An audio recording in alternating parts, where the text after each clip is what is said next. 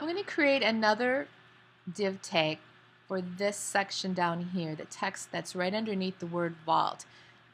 And the reason I'm doing this, I think you have the idea now that you're simply using the AP div tool, you're drawing divs on your page, you're naming them, and you're putting content inside. That content could be photos or it could be text. But the idea is that you are then editing and adding more properties into the rule to describe what that should look like. So far things have been pretty straightforward. This one, however, we need to add a little bit more information, so it's worth it to just go through that and you can see the process of having this come full circle. So I'll start out as I have been, drawing a div, selecting it, naming this. I'm going to call this vault underscore text. Seems to describe that pretty well. I'm going to click inside and, like before, I'm just typing some gibberish, making sure that I hit the space bar every now and then. Move this aside so I can compare what I'm trying to match.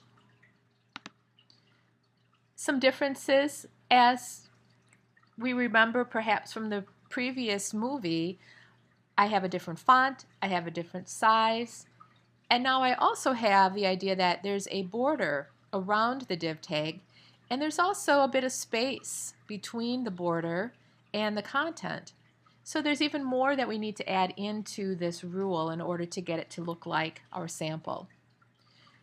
In my CSS Styles panel, I'm going to find the rule that's associated with this, and that is the vault text. Edit that. I will start with the type category, and as before, I'll choose just a generic sans serif family. And I like to hit apply every time so I can have a sense of the progress that I'm making. My type appears to be too large, so I will try 10 pixels. Okay.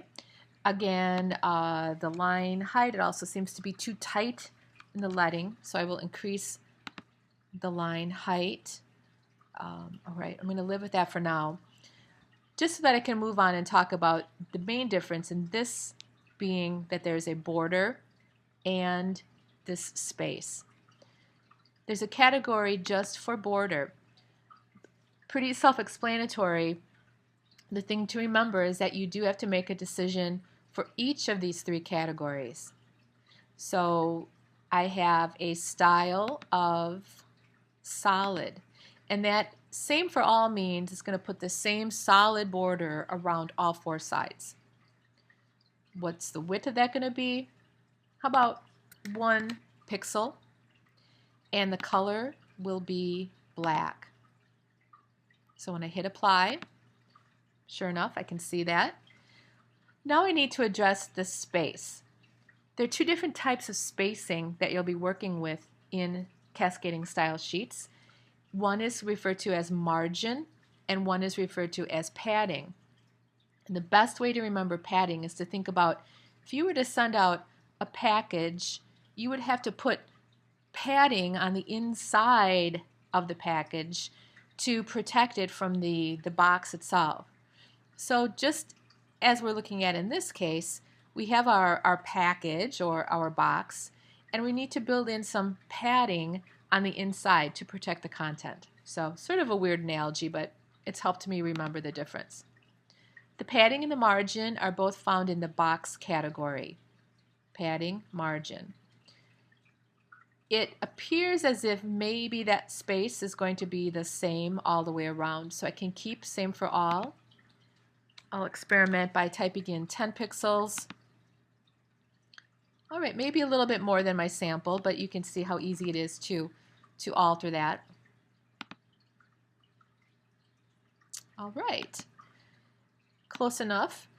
I'll move that back into position. Kind of an odd phenomenon that you'll experience when you're working with padding. I knew initially when I drew this div tag that it was the size of my sample. But whenever you introduce padding into a div tag, it increases the height and the width of that div tag. So Just as easy as going back and manipulating and changing the size of the box. That looks pretty good. Let's save this. I'll go back out to my browser and refresh. And there's my new div tag with the border and the padding.